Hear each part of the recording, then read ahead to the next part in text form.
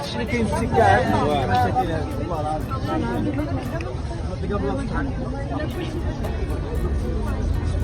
Il y a la queue à Marrakech devant le centre de transfusion sanguine. Beaucoup de personnes qui sont venues pour faire un don du sang.